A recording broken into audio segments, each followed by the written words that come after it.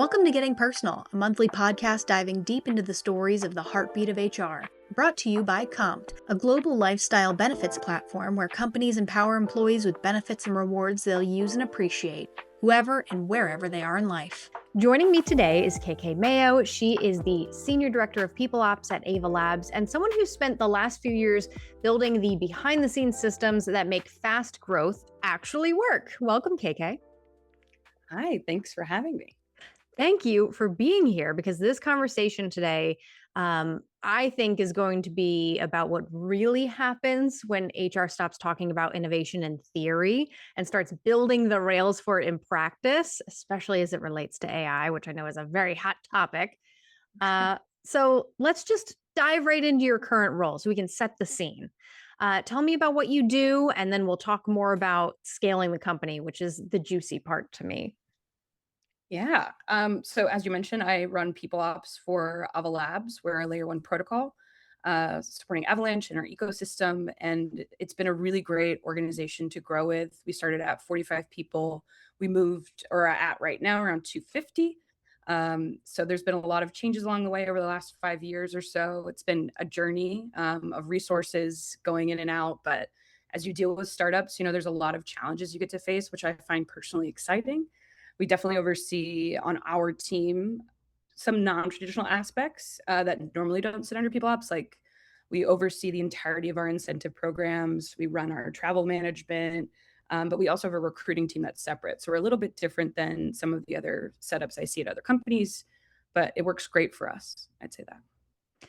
Scaling from 45 people to 250 sounds like quite the hurdle. In your experience, the speed at which you did that, does it feel kind of crazy? Did it feel right? Maybe you had the systems in place where it was kind of fine. Yeah, I've done it before, actually, at another company, which is how I got this job. We worked at another company together, our CFO, Chris Lavery, and he got me this position at Ava Labs. So I'd done the scale up before. I'd had that experience. I've worked at larger firms and mom and pop shops before as well. So this was kind of a nice way to like utilize the skills that I have rather than learning a ton of new ones necessarily. Although I definitely did that too. But it was definitely something we had navigated before together. So he had a lot of confidence, I think, in me in doing that, and I as well in him and the rest of the org. But yeah, it was definitely had some challenges. We did it rather quickly, and now we've maintained that headcount for some time. Sure.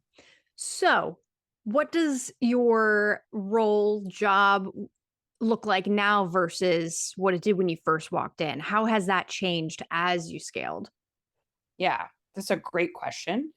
I would say the biggest thing that comes to mind is ultimately tying back to leadership buy-in. When you start out, as an HR team of one, it can be very daunting trying to curate buy-in to get your own resources or to make, impactful changes for the organization. So you want to really curate those relationships very well, especially with executives and other leaders throughout the org. And so that can then generate, a lot of different resources for your own self, whether it's headcount or vendors or whatnot. Like there's a ton of different things that can benefit from curating that buy-in, Sure. which then translates to being able to make more efficiencies down the road and pivot to more strategic programming. So I would say the biggest difference is I have so much more buy-in than I did when I started out. The relationships that we formed with new leaders and current ones that have been here since the beginning with me, like that has been pivotal in me being successful and like creating successful programs for the organization that really impact change where it's necessary, where people are telling us it's needed through, you know, indirect feedback or direct feedback. Yeah. Since you've done this a handful of times and every time you need to get that buy-in as early on as you can to be successful in your role, is there like a secret? Is there something that that you always do first where you're like, I know that I have to go into these conversations with this certain thing in mind to get everyone on my team so that we're all moving in this direction together so that they trust that I know what I'm doing and I'm here to whatever I'm going to do is going to benefit all of us. Yeah, goal setting, like if the company doesn't have a clear strategic goal in mind, that's like communicated mission, vision, values, it can be a little different for younger organizations to have that. So in the beginning, it really comes down to what's the motivation of the person you're talking to. understanding their motivation and what they want to get out and what their goals are really helps to create buy-in when you can align your goals to theirs. So Sure. if you can do that in any meaningful way, whether it's with data that you have available to you or not, that can be the most impactful of going explaining yourself and what your motivation is and how it aligns to theirs really curates that buy-in. I wouldn't say it's a secret, that's a well-known fact, but that has been proven successful for me. I love using data to get buy-in, but sometimes it really comes down to motivation as well and just having a conversation with the leader. Is there something that you do that, just through your conversations with colleagues and peers you found to be maybe different, that you've learned just throughout your experience of doing this, where you're like, "Well, I've seen this work, I've seen this other thing not work, so I'm gonna take this path." Yeah, I mean, when I say, like, learning motivations and curating buy-in, I've Yeah, definitely gone the other approach first, which did not work, which was kind of just launching new policies and not fully explaining them to leaders and letting them sure. know. Like, we definitely started down a path where we were successful at the beginning, and then we reached a point where not everything was being run by leaders, and there were some downstream effects where they thought it was too much, too complicated, too corporate, maybe even for a young tech startup. So there's all those kind of opinions that get fed into our ears. And so it let us know that we need to have a better, more streamlined form of communication just at a higher level. So we Mhm. started making a manager newsletter actually. So that informs some of the smaller decisions that have some downstream effects because it's going to be next to impossible to have conversations with everyone about everything. So that was another communication form that we took a hold that kind of solved a lot of those issues that we were having. But yeah, there's definitely the opposite approach of avoiding the buy-in curation and going the route of let's just do it and see what breaks or doesn't work kind of. Right. Uh, or even in the conversations without curing buy-in, if you're talking to someone about what you want and what you want to see, sometimes they might not be engaged. And like you really want engagement out of those conversations ultimately. That's why I brought up the motivation factor. Yeah. When you and I have talked previously, and you were describing the way that you approach your work, it sounds like you're running the people ops function like a product team. You mentioned workflows, automation, efficiency, guardrails. And I was like, wow, our engineering team would love you.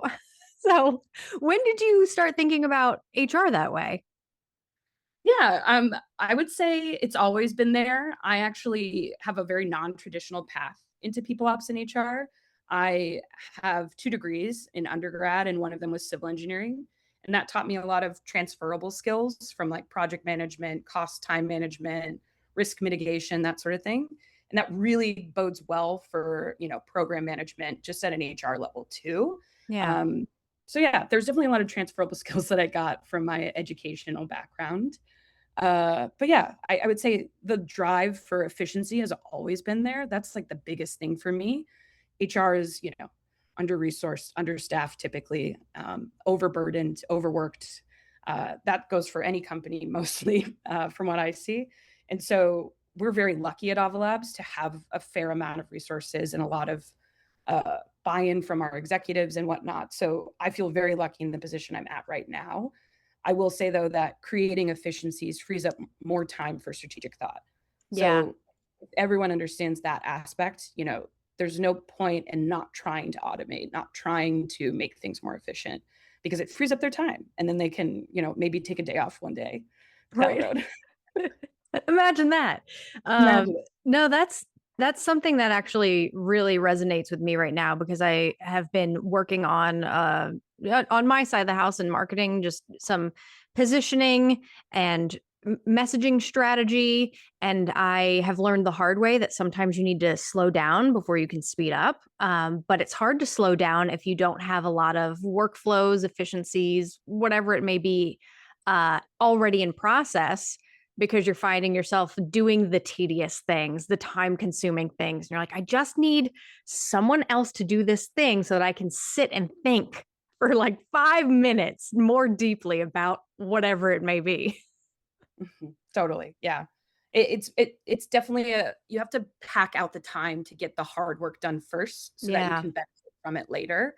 And that can be a daunting thing for a lot of people, especially people without time. So, you sometimes have to piecemeal it. Sometimes you do a little bit every day. If people prefer to focus down on it, maybe block a day and get it all done. But for the most part, there's a lot of resources out there that are free that people can utilize, or trial periods where maybe you can curate buy-in from executives on getting budget. If you test out something and you show that you can create these automations and it will reduce your workload management at X%. Like those are calculations you can come up with data to curate that buy-in for more additional spend or something with your executives. Yeah, I could understand the hesitation in trying to figure that out when there like isn't a free trial of something because you're like, oh, Yeah. the risk in trying to, I have an idea that this will really improve things, but if it doesn't and I spent money on it, that's going to be tough. Yeah, I mean, you can commit to a year maybe, right? Like if Yeah. you can create buy-in for a yearly commitment, that's 1 year of a contract for a vendor and it's not guaranteed for next year. That's something that you could have a discussion with the executive team about. So yeah, some things don't work out. You can try a platform and it could seemingly work great for a bit and then like user engagement peters off towards the end and then you realize you have to shut it down. No one wants to lose a benefit or a resource, but you have to do what's best for the business at the end of the day. And if you communicate that effectively, finding the right resource, takes trial and error sometimes, especially if you're learning along the way. Yeah. You've mentioned communication, clear, efficient communication, a lot so far. And I know that's also a really important piece of onboarding new employees to the company. And you had mentioned to me before that you have 98 automated onboarding workflows. Do you have more right now since you spoke to me last? It's honestly possible with some of my team. I no longer oversee it. One of my amazing team members, Tracy Goldenberg, does, and she is an automation queen. But she definitely has some I don't know about. So 98 is what I last checked what we were at, but I'm sure there's Amazing. other different systems I'm not touching. We have HRS and Monday and a few other systems where we have them in. Sure. Can you walk me through an example of what's uh, an automated workflow like that looks like and what it had replaced for you? So it maybe saved time or money or both of those things or something else. Yeah. There's so many good ones. A lot of the onboarding ones are my babies because those are the ones I set up. But one Yeah. of my favorite ones is one Tracy just made. Last year, we started calculating quality of hire. We saw that, potentially there was some culture misalignment at the recruiting stage to when someone actually arrives. And it's hard to measure that in a short interview, right? So Yeah. we figured out for now, we're dedicating an entire interview to culture fit. And we wanted to be able to measure the success of that, as well as just in general, give timely feedback from managers to recruiting and our own teams. So we did a quality of hire checkpoint. So at the 90-day mark, Tracy has automated workflow generation where once it's 90 days from start date for the new hire, it automatically sends alongside the 90-day review with our performance management system a form where the manager just completes, I think, 4 simple questions, an overall one on performance, and then 3 scaled questions, 0 to 5, one about retention, one about skills, and one about culture. Then that Nice. it's put into a formula, automatically spits out a value, then automatically sends that value via email to recruiting, my team, and the manager. So that essentially gives you real-time coded data where we can measure against that for performance feedback at the 90-day review, but also we can send feedback to recruiting on where some misalignments may have been in the process or what is going really well potentially. Like maybe it's 100% quality of hire, which is what we'd love to see. But it gives us a measure to then set against with our retention analysis as well. If someone is categorized as low retention in their first 90 days, that's not a good sign, obviously. Right. So those are things we want to just risk mitigate as time goes on and just take a look at and check in with. I imagine then that also downstream impacts the cost to replace someone Yep. because maybe you are doing that earlier on or you're avoiding that entirely because you have this system in place where you're like, well, this was a good hire. And we've uh, worked into a system so that we can figure out how we could replicate that, how we can find another person like that instead of going through the dance that is interviewing back and forth and calling references and everything else. Completely. You've hit the nail on the head. Yeah. It's definitely a cost saving measure for sure when it comes to cost to replace. But also just, the amount of time that's spent in discussions around performance, this kind of cuts through that with a simple data point. The manager doesn't get to explain away the score they're going to give. They have to just give it. So Yeah. it cuts out through the noise a little bit better than a conversations used to do. We technically had quality of hire check-ins before. It was just never an actual data point. So now Mhm. that we have that, it reduces the need for a lot of communication touch points to get to that so that we can then skip to the next stage of, okay, how do we assess this going forward? How are Right. we going to mitigate this risks with recruiting as well, and individualize their performance improvement and that sort of thing?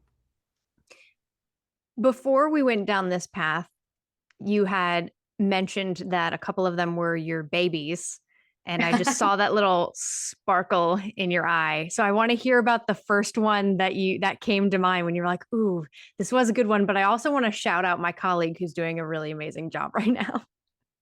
Yeah, I'm the first one that comes to mind is definitely like the intro to the company.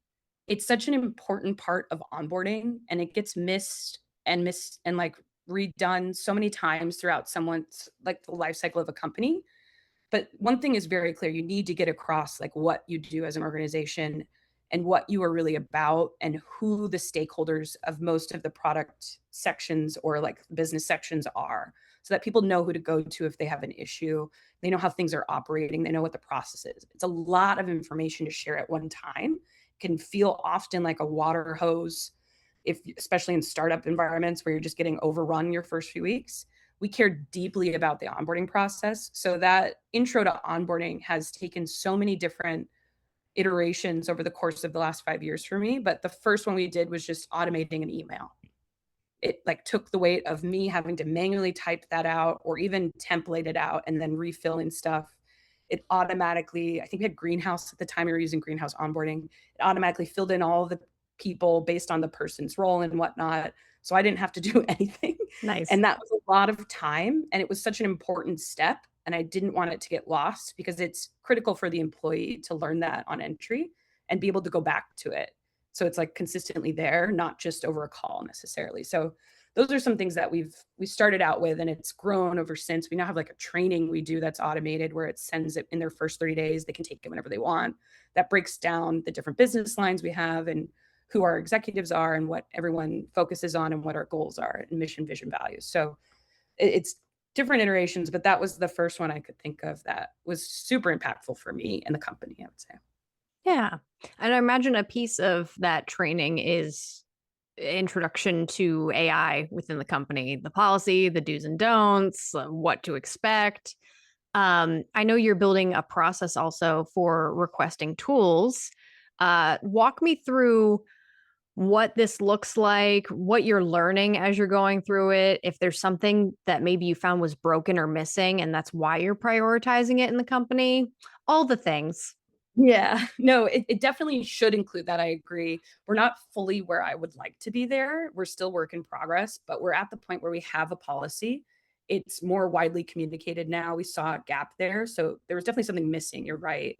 And what I noticed was that I couldn't even find the policy at times. We have a repository where my team puts everything from different stakeholders, and it was missing from there and it was somewhere else. So I scheduled a call so we could really just jump on kind of who owns what. And it, for me personally, and how our company is structured, I really wanted buy-in from our business ops as well as our security, and then eventually our managers. Those are kind of the four areas of buy-in. I do think, well, including HR, but I do think that if security is on board with structuring the policy and the access control and the new tech coming in, the managers then are really responsible for execution and accountability on resource planning and workload management. And Right. then the people owns the partnerships between both, for communication to the broader org, as well as onboarding, training and development initiatives, and workforce planning. So with AI in particular, you definitely need to introduce it at the early stages of the company and build training around it where you can, when you have time. But it does come down to time management. Like a lot of people are overloaded. Managers are probably not going to be prioritizing it necessarily unless they're properly trained in it as well. So that also is another obstacle before you can get to the end user. So for us, yeah, we really wanted to focus on making sure we were all aligned first. So right now, my team is really focused this year on trying to incorporate more training opportunities, mostly centered around AI. When it comes to that, we're going to try to cater it to the job family because it's different for each job family. What an admin will do with AI is very different than what an engineer is going to do, or a product manager, for example. So we want to find unique training to each so that they can better understand the tools if they don't know already, and then figure out from them what tools we don't have that they would benefit more from. Maybe there's some give and take there. We want to be obviously cost conscious. So if there's one that we have that we don't need, we would love to get rid of it and replace it with something else that would be more impactful for people. So we're at the beginning stages of all of that, but it is a priority for this year in large part. What is the risk for your company in not getting this right?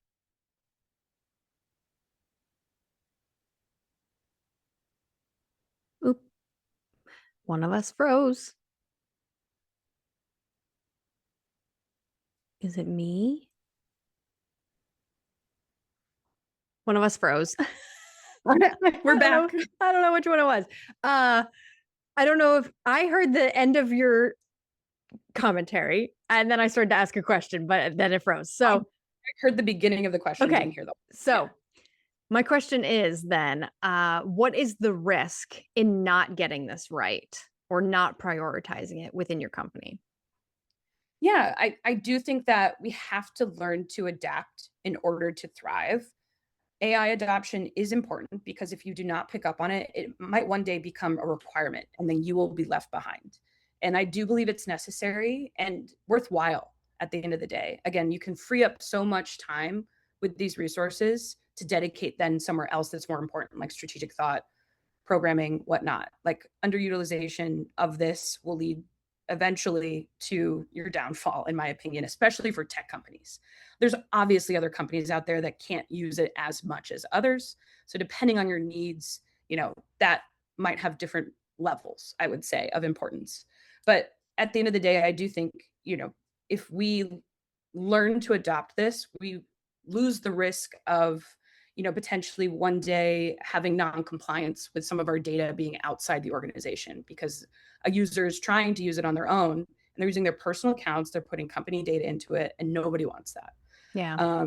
There's also the risk of managers, not utilizing their resources well enough. If they company provides it and they're not using it and they're asking for more headcount because they don't have enough time or for t-shirt sizing a certain product by a timeline that they were given, ultimately they're missing out on the opportunity for a resource that they could have been really making cost savings for the company at the end of the day. And then for people team and like other stakeholders, the risk really is, again, not just being left behind and not understanding something that one day might be a requirement for your position, but ultimately like being able to communicate well with different stakeholders Mhm. around tech is vitally important in order to curate that buy-in we talked about, right? Like understanding how people work. These tools really help streamline your work at the end of the day. Why would you look an efficiency in the face that sometimes is free and say, no, thank you? I don't think you can go wrong with trying and seeing how it can take even like two tasks off your plate for you.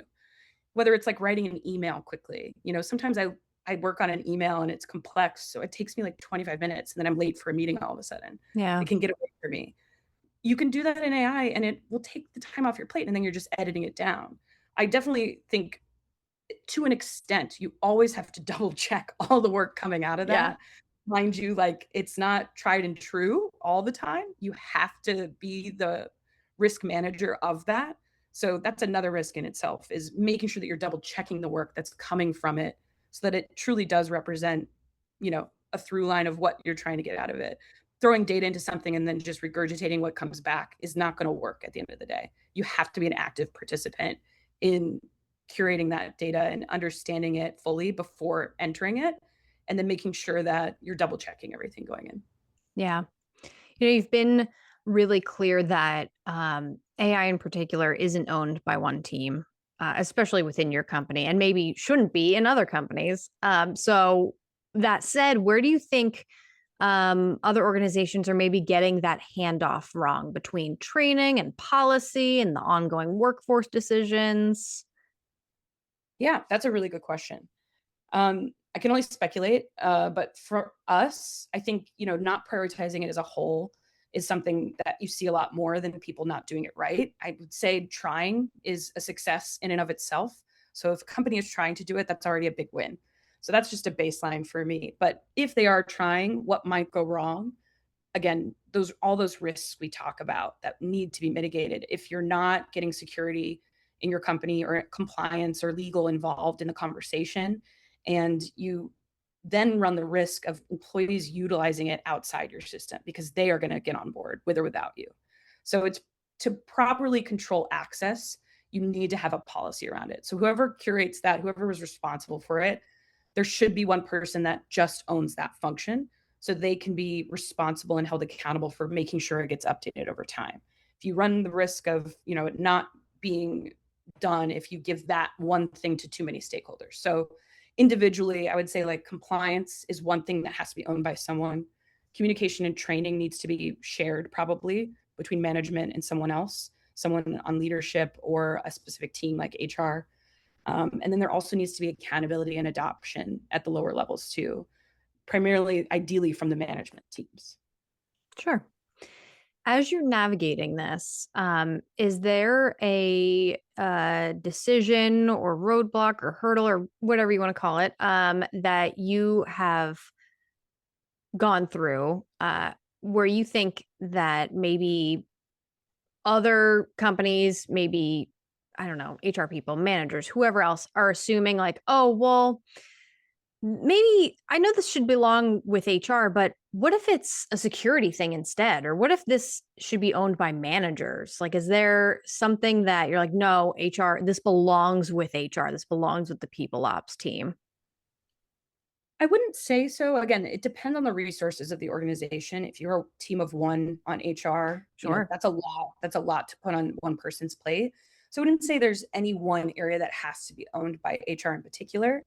Um, I do think compliance, there's a level of that should not be owned by HR necessarily. That really needs to be informed from leadership or a CISO to a degree so that there is accountability held throughout the organization because people can't really own that accountability. We're a strategic partner at the end of the day for the most part. We need to be in the discussions. We need to help lead them at times. But in order to curate buy in with the whole organization, it can't just be our team communicating it. Sure. That would probably be where I would say there's one thing, where someone has to own it. But yeah, accountability, it really depends on how your organization is structured. For us, it's those 3 teams: security, my team, and then the management teams. And that I think is gonna work well for us, and again, very lucky to work where I do, where all 3 of those groups are very open to doing this process together.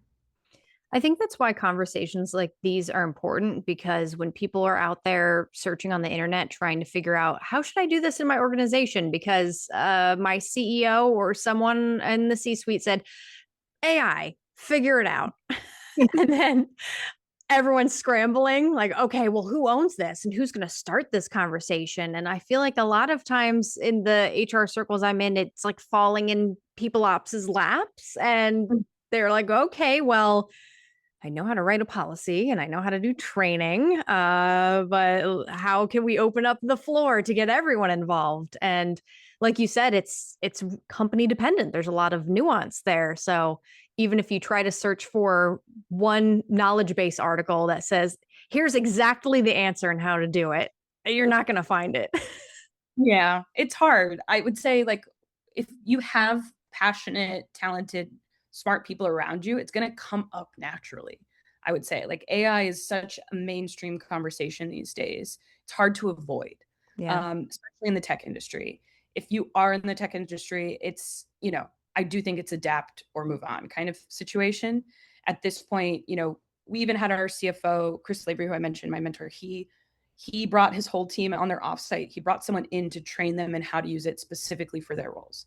And Mm, that is the type of leadership adoption, sorry, not adaptation, adoption you really want to see. You want to see people who are passionate about improving their team's resources so that they can then make their work more efficient, reduce the burden on them, reduce burnout and retention potential risks that you're facing, and then increase engagement. Even if these are truly passionate, talented people, they're going to want to learn these things so that they can discover new possibilities. One of the things that we look for in staff is really that curiosity factor. We want curious people, we want innovative people. So if you're open to adopting AI, that signals to us that you're an obvious culture match for our organization. So for us, adoption and usage rates are going to be monitored to a degree, not at an individual level, but at a team level, in order to help curate resources towards those teams that may have low adoption because they don't know how to use it, or maybe they don't have the wrong tools, that sort of thing. So that's kind of where we're going to start. And that does need to be worked out with IT and InfoSec if they control access, right? So there's obvious partners that are going to come into play when that happens. Sorry, went on a little bit of a tangent. No, I love that because that is a perfect example of what we're talking about here. Like, as you were saying that, I started thinking about, well, what did that conversation look like? Like, did your CFO just say, you know what, we're going to do an offsite and we're going to do this? And then who did he loop in? And what did those conversations look like back and forth to set that up so that his team would be successful in this? And then how did they come back from the offsite and find themselves using this? I would just love to hear everything that you know about what has happened in this use case. No, it's a really great use case, and I love talking about it because it was a really great moment of leadership, in my opinion. Like, that is an executive of the firm going to his entire team saying, "You need to prioritize this, and here's how you can. I'm going to give you the tools to do it." So, and in doing it in an in-person offsite is such a amazing way to do it as well. We're very lucky. Again, not every team gets something like that. We are a remote company, so when we get the time to work together and do it in a working session where we're all learning something together, it can be very, very worthwhile. Everyone kind of, he did that. He did ask. He's like, "I want us to prioritize this. Find someone for me." So he put it kind of on me and another member of his team and my team to really out locate someone who is capable of doing this. Our controller found someone, like a partner of theirs. We paid him $1 to fly out. He was so excited about it. There's so many people out there that are willing to teach you anything you want to know about AI for free. Just get them a plane ticket and they'll come to you. It's great. Wow. Yeah, shout out to that whole team for everything they did. But he sat the whole team down. We had, like, I think, an hour-long session or so, maybe a little longer, to adopting. We tried Replit, Claude, a number of different AI use cases where he taught you how to cater the settings of it down to what, your company probably wants, talked a little bit about security, but then he just had you using it, not putting your data into it, putting fake data into it, but using those resources to really find something that is impactful for your position. So there was a lot of different jobs in the room. I even participated. I was there. I built a workforce planning tool in like 5 minutes. It was great. So it was definitely worthwhile, and they came away from it, I think, with a lot larger engagement with AI. At least some of them I know for a fact, because we ended up talking about it more after the fact. We haven't. Hmm. I don't recall their specific data points yet because we haven't deep dived into that yet. But I definitely think that the usage rates went up astronomically following that training. And I think even today, like, they're coming up with more efficiencies from a finance perspective that they can utilize it towards, which is really great. Yeah. I love that you were there too and got Yeah. a little training out of it and built something in all of 5 minutes. What have you done with it since then? Did you, I don't know. I'm the kind of person who on the plane ride back can't just sit still and my brain Yeah. is just firing at all cylinders. I'm like, what if I did this? And then also, what about this other thing? And then I just dabble across all of the AI bots. Yeah, no, it is one of those things. It depends on what you get access to. Some of these we didn't have paid for accounts yet, so I couldn't Right. fully the workforce planning tool we built, I'd have to pay to keep it running, and we already Mhm. have a workforce planning tool. I just wanted to see if I could make one myself. So I didn't continue using that quite yet because we have our own tool internally, but it definitely opened my eyes to it's limitless, like, there are so many other options out there that none of us know about yet that you can use it towards. So Yeah. discovery is something that we have to take seriously and work towards in order to curate a better environment for our workers. I do think that, it's helped me engage more, if anything, and that's informed the conversation I have with our CISO. This was all before that. So even one of my direct reports, she took her own certification in AI with HR, And she learned about Claude and other use cases specific to her role that she then presented to our team. Nice. And we got to learn from her perspective how we could best suit it. And she's used that so many times already. I can see in her work to free up time to utilize elsewhere. So I see its impact, and I know that we can unlock more potential if we as a company adopt it better. So that's kind of what's driving all of this. So yeah, it definitely came away from that feeling a lot more engaged than I had before. And I was already very well engaged. So it was great.